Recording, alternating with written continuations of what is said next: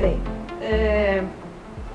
eu vou agora contar um pouco a história da cultura e depois fazer uma espécie de uma avaliação do modelo no pé que nós estamos hoje. Tá?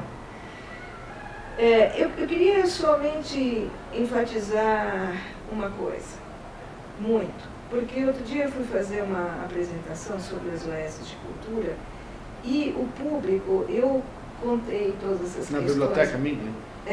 Isso. E eu senti que o público não ficou sensibilizado. E daí que você arruma a casa, né?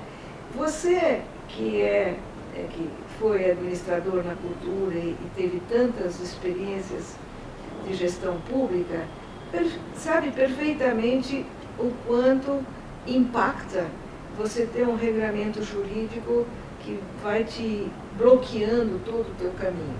Mas para o público, para o produtor cultural, isso não faz o menor sentido, ele não percebe isso. E o que ele hoje critica é a questão da democracia, da tomada de decisões, né? O grande público, o produtor lá na ponta, ele acredita que as OSs tomam decisões de caráter de política cultural, vamos dizer e tal. O que não é correto, tá certo? Não é assim que o modelo opera ou deve operar, tá certo? A definição do que deve ser feito, quantos concertos vão ser dados, quem são os públicos que devem ser apoiados, quais são os autores que devem ser, qual é o incentivo que a gente tem que dar aos autores nacionais. Tudo isso são políticas culturais definidas pelo núcleo estratégico e por quem está lá politicamente eleito. E que, por sua vez, pode até ter um conselho que espelha uma diversidade maior e que, por sua vez, opina sobre essa política cultural, que é um pouco como as coisas estão sendo realizadas, né? Mas não cabe à OS definir, em nenhum caso, né? Nós estamos falando de cultura, então não cabe à OS definir, não sei, no campo da cultura, sei lá, se o cinema de terror vai ser privilegiado em relação ao outro tipo de cinema, né? Essa é uma política cultural que é definida centralizadamente. No campo da saúde... Mesmo que para que tipo de linguagem que vai ser valorizada. Exatamente. É uma opção. Exatamente. Se é leitura, é literatura, uma coisa, se é música, é outra, né? E que tipo de música? Isso. Certo? Então, é música clássica, ou música popular, ou música internacional? Isso. Né?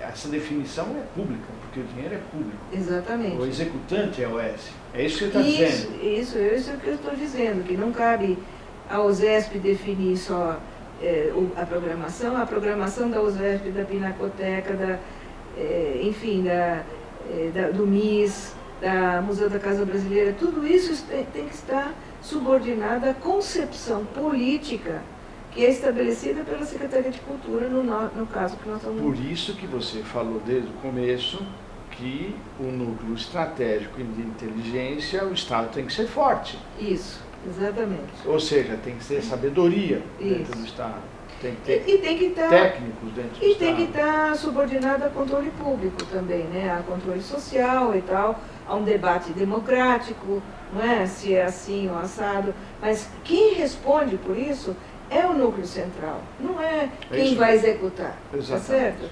A mesma coisa se dá na saúde, por exemplo. Também não cabe ao hospital, que é a OS, tá certo? Ao Einstein, ao Auxílio Libanês, que gerencia o hospital de Boimirim, ou de, não sei, os que nós temos aqui. Cidade de Tiradentes, definir qual é o tipo de alas que vão ter, se vão fazer mais cardiovascular, ou tumores, ou pediatria.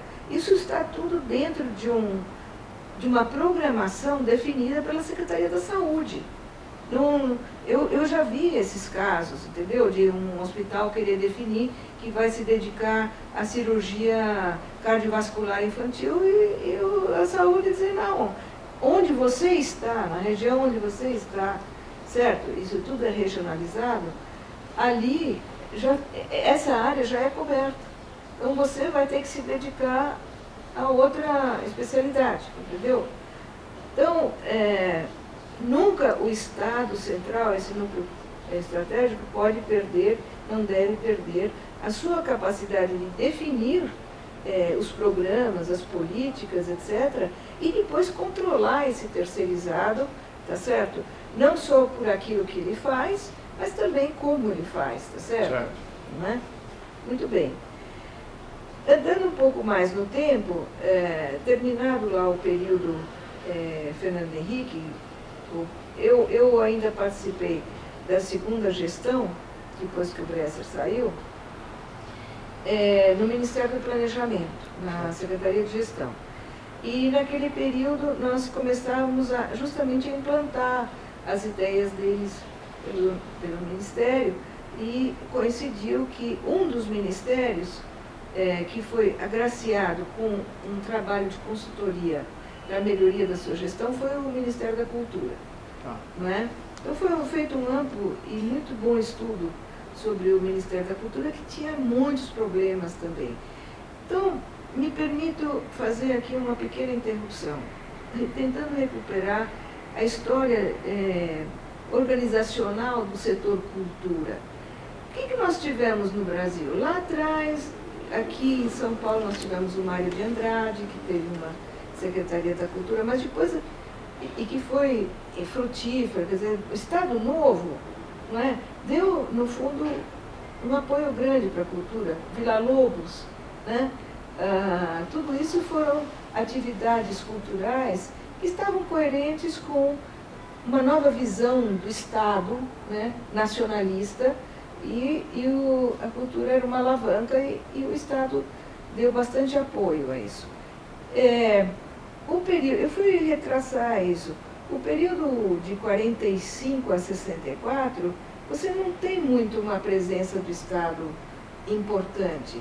Você tem muito mais o setor privado, os mecenas. Isso mesmo. Haja visto onde vocês trabalharam, né? Museu da Arte Moderna, o MASP, o Mando Rio, tudo isso são iniciativas dos grandes mecenas daquela época, né? Você não tem uma presença realmente tão importante do Estado, né?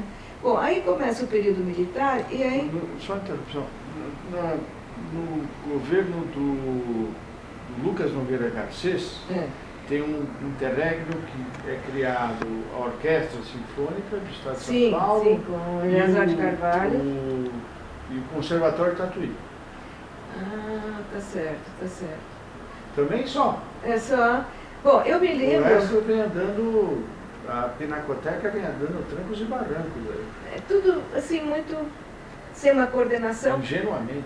Não é? Eu me lembro, no governo Montoro, né? O Jorge Cunha Lima era o secretário, você se lembra disso.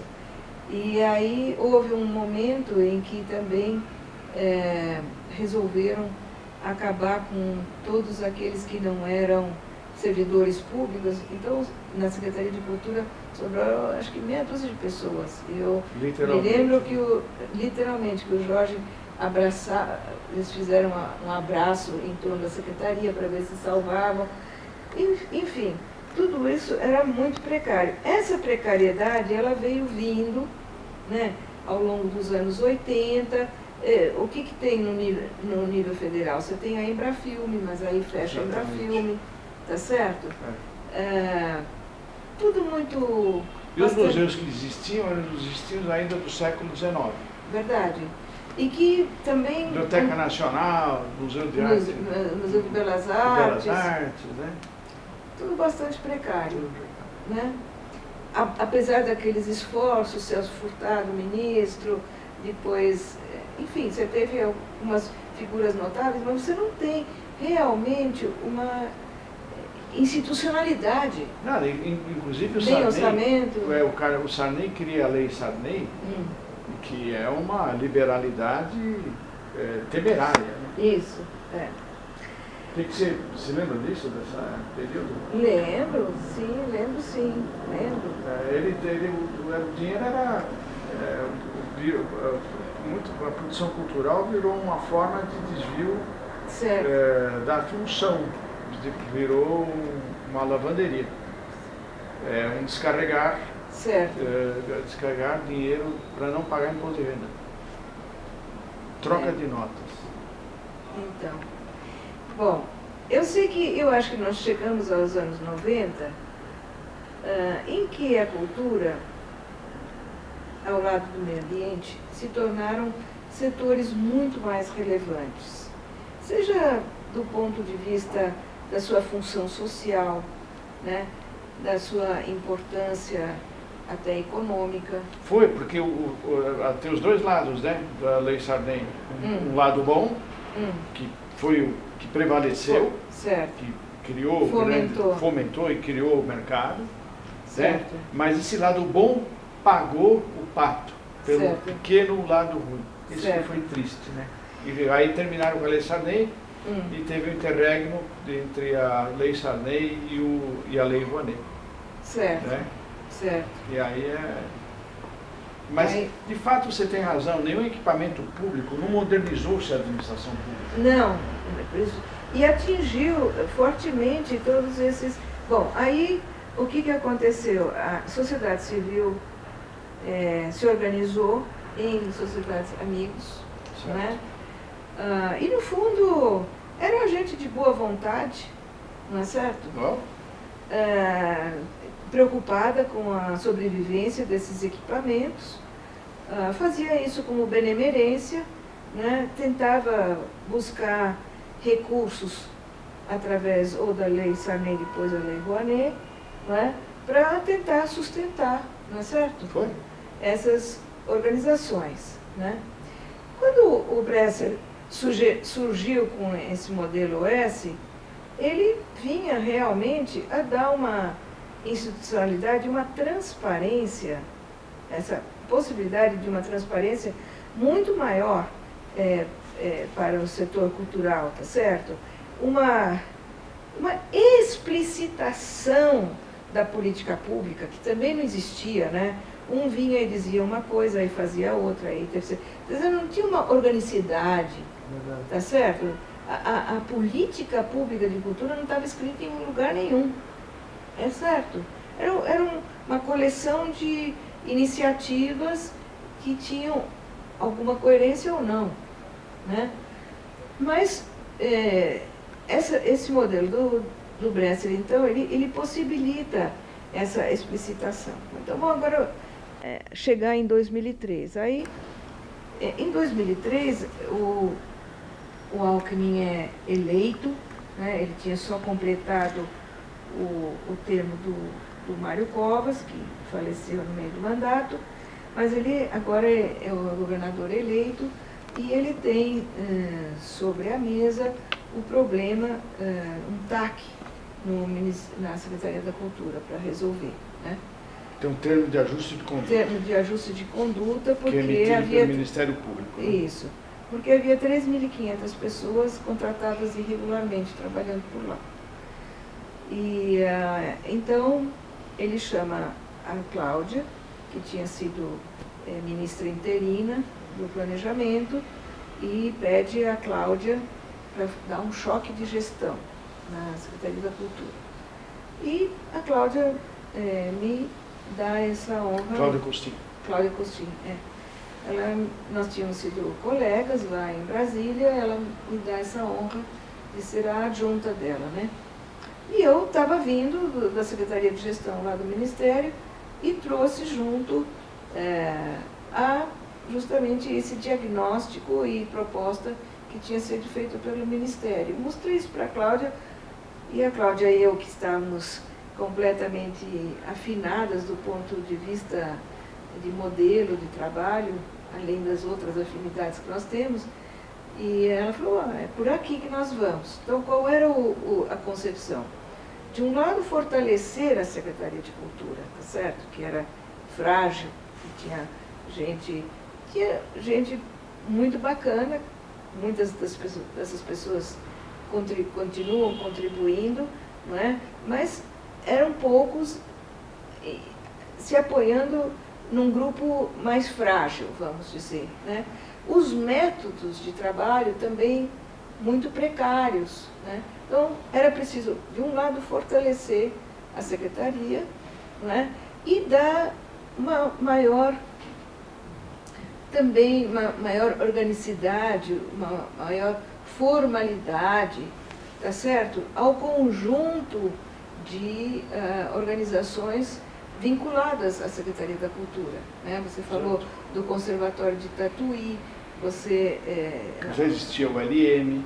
Sim, já existia. O Projeto Guri. Projeto Guri, os museus, a Pinacoteca, Arte Sacra, depois foi criada a Casa das Rosas.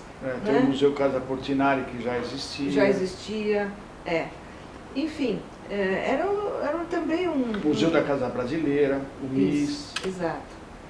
Todo esse conjunto, a OSESP, não é? A OSESP. Outras orquestras, né? Exatamente. Jazz Sinfônica, né? Tudo maravilhoso, né? Tudo. Vamos combinar que tudo isso era muito bacana. Muito bacana, mas tudo muito frágil, muito frágil. Sempre lutando muito tentando orçamento e depois não podendo contratar direito, não contratando direito, contratando esquerdo, de uma forma absolutamente... Até informal, né? Informal. Aquilo não era possível mais levar adiante, o Ministério Público não estava permitindo. Muito bem, então a Cláudia pegou essa proposta de fortalecer a própria secretaria e as suas vinculadas, né? Eu fiquei, na verdade, um curto período na própria secretaria como adjunta. Em seguida, o então deputado e chefe da Casa Civil, Arnaldo Madeira, me convidou para ir para lá, porque essa área de gestão tinha que meio desaparecido do organograma do governo, né? Você deve se lembrar que terminou a Secretaria de Administração e ele sentia que precisava ser recriada. Então ele me chamou e foi criada a Subsecretaria de Gestão e Recursos Humanos dentro da Casa Civil. Certo. Agora ela voltou está dentro do planejamento, mas teve um momento de autonomia, né? E de lá, então, em conjunto com a Cláudia, a gente continuou neste plano de fortalecer a secretaria, dar um novo organograma para ela, uma nova maneira de funcionar. Fizemos aquele concurso que vocês se lembram, não é? Que vocês nomearam, não é? E fomos, então, criando os contratos de gestão. O que eu achei sensacional que vocês fizeram foi criar o formato atual da secretaria, que subdivide em funções de difusão, fomento, memória e formação. Isso deu uma clareza de propósito que deveria ser reproduzido para o resto do país, porque é impecável. Certo. Impecável. Eu trabalhei 4 anos com esse processo. É muito fácil de trabalhar. Você cria foco, estabelece parâmetros, define metas, define orçamento e você não tem dúvida do que você tem que fazer. Que legal. Que bom que deu certo. Foi maravilhoso. Eu sou uma grande entusiasta de toda essa experiência.